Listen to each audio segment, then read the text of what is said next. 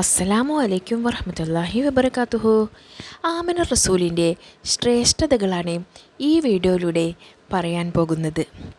ആദ്യം തന്നെ നമുക്ക് ആമന റസൂലിൻ്റെ അർത്ഥം എന്താണെന്ന് നോക്കാം. അള്ളാഹുവിൻ്റെ ദൂതൻ തൻ്റെ രക്ഷിതാവിൽ നിന്നും തനിക്ക് അവതരിച്ച് കിട്ടിയതിൽ വിശ്വസിച്ചിരിക്കുന്നു. സത്യവിശ്വാസികളും അവർ എല്ലാവരും അള്ളാഹുവിലും അവൻ്റെ മലക്കുകളിലും ഗ്രന്ഥങ്ങളിലും ദൂതന്മാരിലും വിശ്വസിച്ചിരിക്കുന്നു. അവൻ്റെ ദൂതന്മാർ ഒരാൾക്കിടയിലും ഞങ്ങൾ വ്യത്യാസം കാണിക്കുന്നില്ല.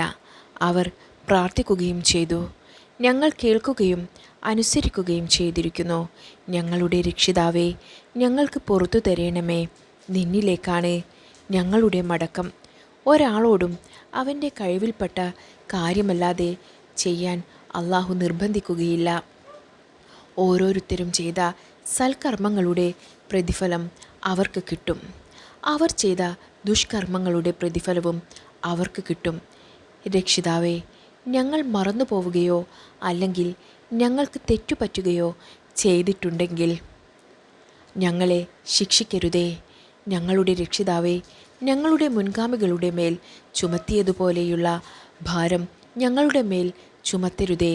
രക്ഷിതാവേ, ഞങ്ങൾക്ക് ചുമക്കാൻ കഴിയാത്തത് ഞങ്ങളെക്കൊണ്ട് ചുമപ്പിക്കുകയും ചെയ്യരുതേ.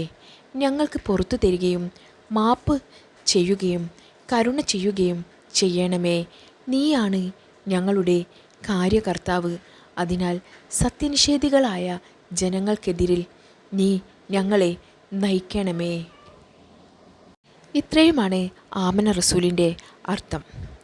ആമന റസൂലും ആയത്തുൽ കുർസിയും അൽ ബഖറയിൽപ്പെട്ടതാണ്.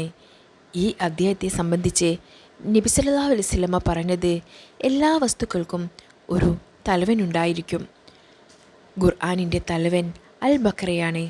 ഇതിൻ്റെ അവസാനമുള്ള ആമന റസൂലിനെ സംബന്ധിച്ചോ, നിശ്ചയം അള്ളാഹു അവൻ്റെ സിംഹാസനത്തിൻ്റെ അന്തർഭാഗത്ത് സ്ഥിതി ചെയ്യുന്ന നിക്ഷേപങ്ങളിൽ നിന്ന് എനിക്ക് നൽകിയിട്ടുള്ള 2 ആയത്തുകൾ കൊണ്ടാണ് അൽ ബഖറ അവസാനിപ്പിച്ചിരിക്കുന്നത്.